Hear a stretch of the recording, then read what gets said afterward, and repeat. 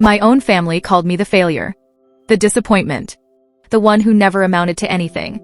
But the day they needed saving, I was the only one left standing.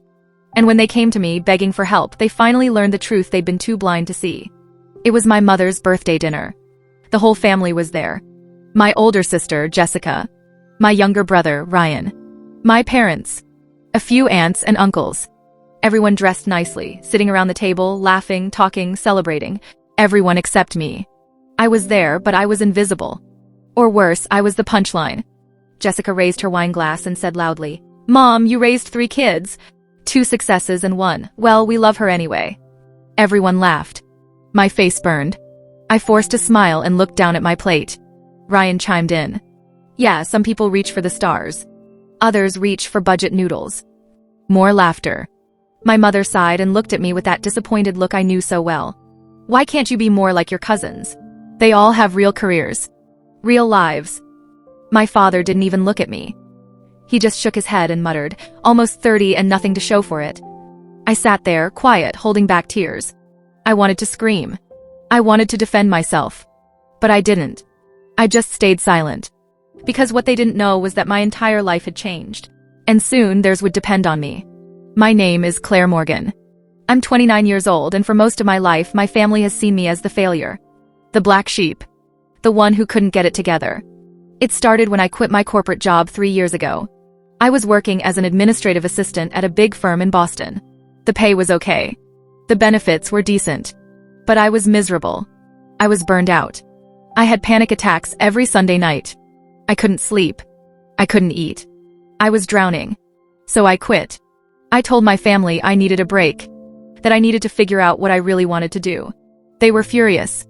My mother said, "You're throwing away a stable job? Are you insane?" My father said, "You'll never find something better. You're making the biggest mistake of your life." Jessica said, "I would never be that irresponsible." Ryan said, "Good luck paying rent with your dreams." I moved into a small studio apartment. I started doing freelance work. Graphic design. Social media management. Writing. Small gigs that paid just enough to cover my bills. My family saw me as broke. Struggling. A failure. Meanwhile, Jessica got promoted to senior marketing manager. She bought a house.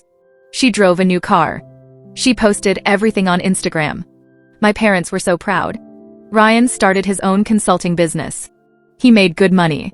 He wore expensive suits. He talked about his clients like they were celebrities. My parents bragged about him to everyone. And then there was me. The one who worked from home in sweatpants. The one who didn't have a fancy title. The one who didn't post about success. The one who didn't have anything to brag about. At least that's what they thought. Every family gathering was the same. Comparisons. Criticisms. Jokes at my expense. At Thanksgiving, my aunt asked what I was doing for work. Before I could answer, Jessica said, "Claire's still figuring it out. She's been figuring it out for 3 years now." Everyone laughed. At Christmas, my uncle asked if I was dating anyone.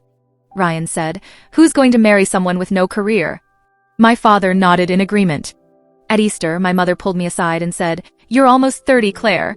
When are you going to get serious about your life? You're embarrassing us." I internalized all of it. I started to believe maybe they were right. Maybe I was a failure. Maybe I'd made a mistake. Maybe I'd never be good enough. But I kept working. Quietly. In the background. Building something they couldn't see. What my family didn't know was that I'd been building a business. A successful one. About 2 years ago, I started a digital marketing agency. I worked with small businesses, helping them build their online presence. Social media strategy. Content creation. Ad campaigns. I started with 1 client. Then 2. Then 5.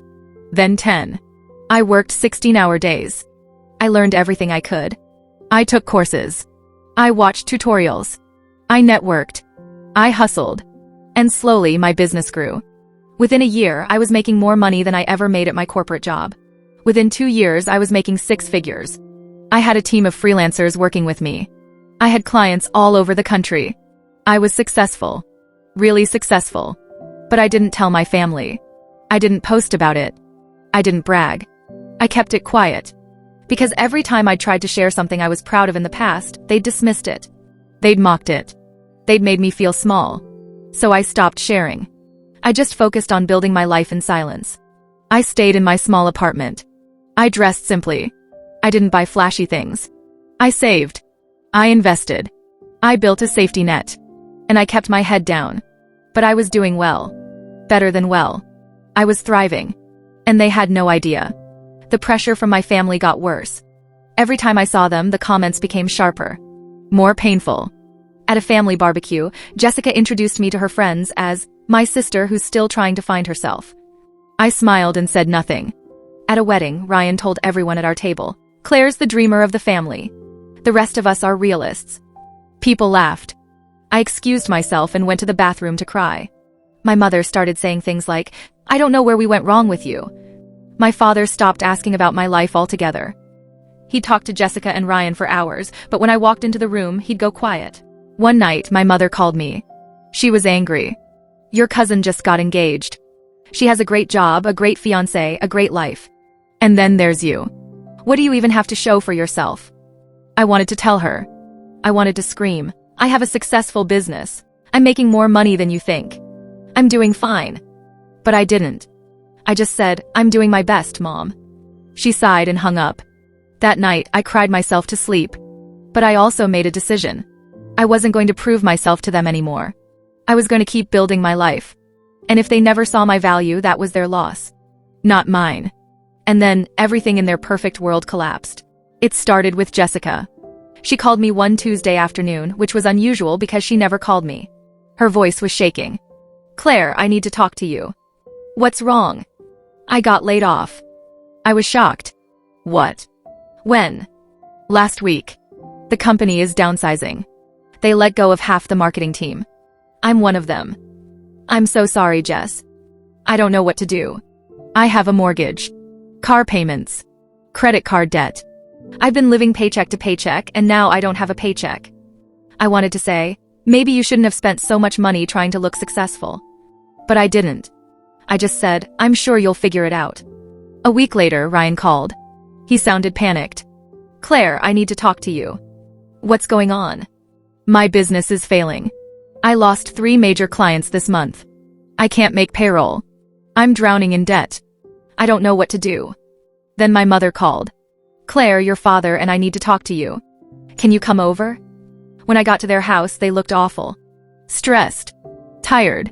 Scared. My father said, "We're in trouble, Claire." "Big trouble." "What kind of trouble?"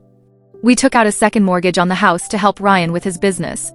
And to help Jessica with her down payment. But now we can't make the payments. The bank is threatening foreclosure. We could lose everything." I sat there, stunned. "How much do you owe?" $60,000. "We need to come up with it in the next 30 days or we lose the house." My mother started crying. "We don't have anyone to turn to. Jessica and Ryan are broke. We've asked everyone we know. No one can help." They both looked at me. And for the first time in my life, they weren't looking at me with disappointment. They were looking at me with desperation. "Claire," my father said quietly, "can you help us?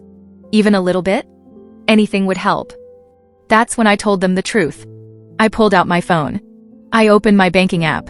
I turned the screen toward them. "This is my business account." My mother's eyes widened. "What is this?" "I run a digital marketing agency. I've been running it for 2 years. Last year, I made $180,000. My father's jaw dropped. "You made what?" "This year, I'm on track to make over $200,000. My mother stared at the screen. "I don't understand." "How?" "I built a business. While you were calling me a failure, I was working 16-hour days. While you were mocking me, I was building something real. I have clients. I have a team. I have success. I just didn't tell you because you never believed in me." Jessica, who'd been sitting quietly in the corner, whispered, "Why didn't you tell us?" I looked at her. "Because you only see value in money, not in me. You laughed at me. You called me a failure. You made me feel worthless. So I stopped trying to prove myself to you. I just focused on building my life." Ryan looked down. "Claire, I'm sorry." My mother was crying. "We didn't know." "You didn't ask," I said. "You assumed. You judged. You never took the time to actually know me." My father's voice cracked. "Can you help us?" I looked at him. "Yes. I can pay off your debt. But there are conditions." Anything. You stop treating me like I'm less than. You stop comparing me to Jessica and Ryan. You stop making jokes at my expense. You treat me with respect. Or I walk away and you figure this out on your own. They all nodded. My mother sobbed. We promise. We're so sorry. I transferred the money that week. I paid off their debt. I saved their house. And for the first time in my life, they looked at me with respect. Things changed after that. My family started treating me differently. They asked about my work. They listened when I talked. They stopped making jokes. They stopped comparing me to others. They started seeing me. Jessica apologized privately. I was jealous. You were always so calm and unbothered, and I hated that. I'm sorry. Ryan said, I thought you were lost. But you were just on a different path. I respect that now. My parents hugged me. My mother said, we're proud of you. We should have said that a long time ago. I forgave them. Not because they deserved it right away, but because I deserved peace. I set boundaries. I built a healthier relationship with them. And I stood tall for the first time in my life.